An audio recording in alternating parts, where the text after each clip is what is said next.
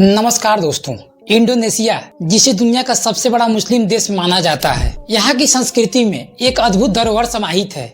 रामायण यह महाकाव्य सिर्फ भारत में ही नहीं बल्कि इंडोनेशिया में भी गहरे स्तर पर रचा बसा है। यहाँ का समाज, कला और साहित्य रामायण की कहानियों से प्रभावित है। लेकिन सवाल यह है कि कैसे और क्यों रामायण ने इंडोनेशिया में इस कदर अपनी जड़ें जमाई। आइए इस ऐतिहासिक यात्रा को समझते हैं।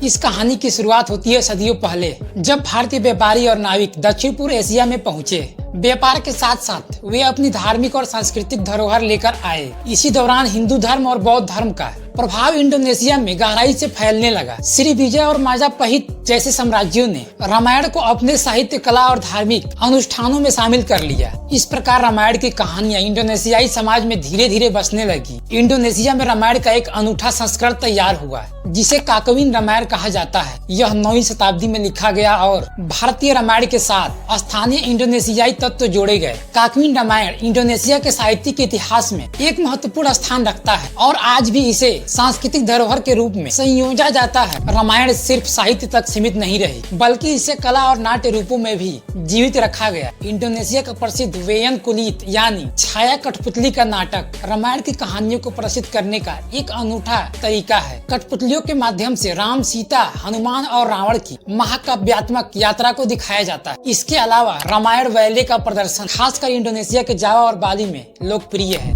बाली के प्रसिद्ध प्रम्बनन मंदिर में रामायण वैले की भव्य प्रस्तुतियां आज भी दर्शकों को मंत्रमुग्ध कर देती है। रामायण का प्रभाव इंडोनेशिया के स्थापत्य में भी देखा जा सकता है। प्रम्बनन मंदिर, जो कि 9वीं शताब्दी का एक हिंदू मंदिर है, इसकी दीवारों पर रामायण के विभिन्न दृश्यों को उकेरा गया है। राम, सीता, रावण और हनुमान की कहानियां पत्थरों पर खुदी गई हैं, जो इंडोनेशिया के प्राचीन हिंदू परंपरा को दर्शाता है। इंडोनेशिया एक मुस्लिम बाहुल्य होने के बावजूद रामायण को अपनी सांस्कृतिक धरोहर के रूप में मान्यता देता है। यहाँ रामायण को धार्मिक नहीं बल्कि नैतिक रूप से और सांस्कृतिक प्रतीक के रूप में देखा जाता है। यह महाकाव्य यहाँ के लोगों को साहस, न्याय और धर्म के मार्ग पर चलने की प्रेरणा देता है। इंडोनेशिया की धार्मिक सहिष्णुता और सांस्कृतिक विविधता रामायण के प्रति उनके इस सम्मान में दिखाई देती है। रामायण की कहानियां इंडोनेशिया की लोक कथाओं का हिस्सा बन चुकी हैं। विशेष रूप से जावा और बाली में राम, सीता और हनुमान के पात्रों के आधार पर अनेक स्थानीय मिथक और कहानियां प्रचलित हैं। आधुनिक इंडोनेशियाई मीडिया में भी रामायण का प्रभाव को देखा जा सकता है। बच्चों के कार्टून शो से लेकर टीवी धारावाहिकों तक रामायण की कहानियां आज भी नई पीढ़ी के बीच लोकप्रिय है। यहाँ तक कि इंडोनेशिया में होने वाले रामायण वैले को 2012 में Guinness book of world records में दुनिया में सबसे ज्यादा लगातार मंचित बेले के रूप में नॉमिनेट किया गया था। इस प्रकार इंडोनेशिया में रामायण का प्रभाव अद्वितीय और गहरा है। यह सिर्फ धार्मिक ग्रंथ नहीं बल्कि